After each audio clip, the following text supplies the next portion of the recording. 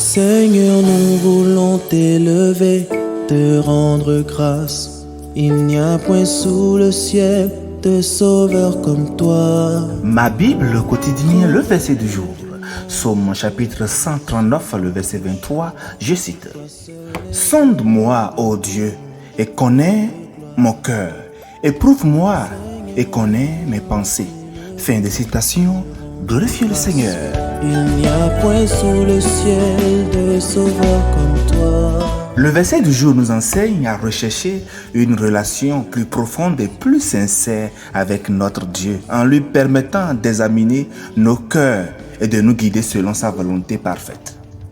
Bien-aimés, David commence ce chapitre par célébrer la science parfaite que Dieu a de lui, affirmant qu'il est connu totalement, que ce soit en mouvement et au repos. Les versets 1 à 6 du chapitre.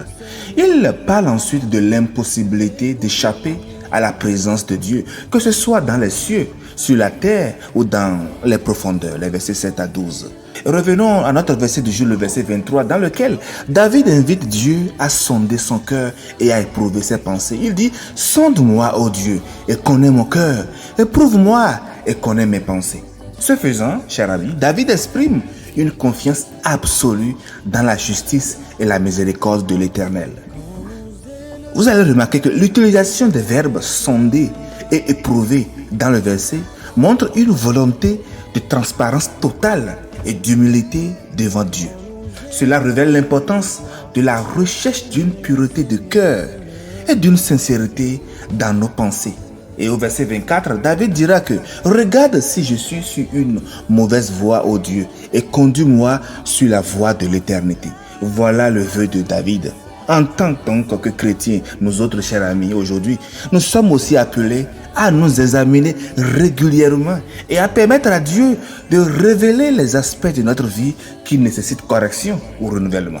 C'est un principe central qui doit gouverner notre vie pour une croissance spirituelle authentique et profonde et doit aussi d'ailleurs s'appliquer dans toutes les sphères de notre vie.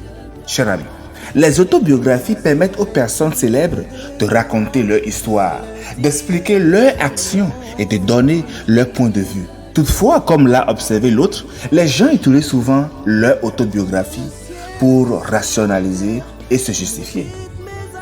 Il dira à ce philosophe, il s'est rendu compte de la facilité avec laquelle nous développons une opinion déformée de nous-mêmes. Nous sommes aveugles face à nos faiblesses. Selon lui, toute autobiographie est une entreprise douteuse. En réalité, personne ne peut se sonder, même dans le moment présent, pas plus que dans l'ensemble de son passé. Aucune personne ne peut être objective quand il s'agit d'elle-même, de ses émotions et de ce qu'elle fait vraiment. Donc David est arrivé à la même conclusion, à la conclusion similaire. Il a compris à quel point il en savait peu au sujet de sa propre vie et que Dieu seul le connaissait vraiment et savait ce que David allait dire avant même qu'il ne parle. Dieu savait ce que David faisait en secret, car même les ténèbres ne sont pas obscures pour toi, nous dit le verset 12, et il connaissait son avenir. Sur ton livre étaient inscrits tous les jours qui m'étaient destinés. Le verset 16 donc de Psaume 139. Beaucoup de gens, donc chers amis, rejettent cette attitude et croient pouvoir tracer leur propre voie. Ils ne comprennent pas la raison pour laquelle nous avons besoin du projecteur de Dieu qui connaît ce que nous avons réellement fait, ce que nous pensons et croyons vraiment, loin de l'opinion subjective que nous avons de nous-mêmes. Chers amis, sachez que la Bible nous rappelle que la vraie satisfaction vient lorsque nous faisons confiance à Dieu.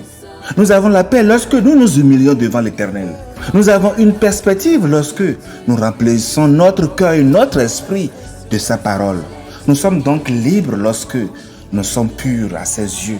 Il dira que David est l'homme selon son cœur. Et nous trouvons donc la plénitude lorsque nous laissons Dieu diriger notre chemin. Et c'est ce que je nous souhaite maintenant et à jamais. Chers frères et sœurs, rien n'est caché devant Dieu. Donne-lui tout de toi et il t'élèvera. Méditez sur tout cela et passez une sublime journée dans la protection de Christ Jésus. Alléluia. Il y a pas sous le ciel de sauveur comme toi.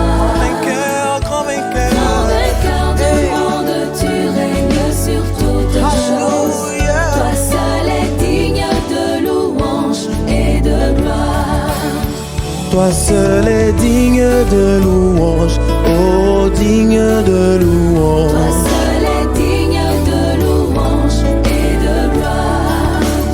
Toi seul est digne de louange, seul est digne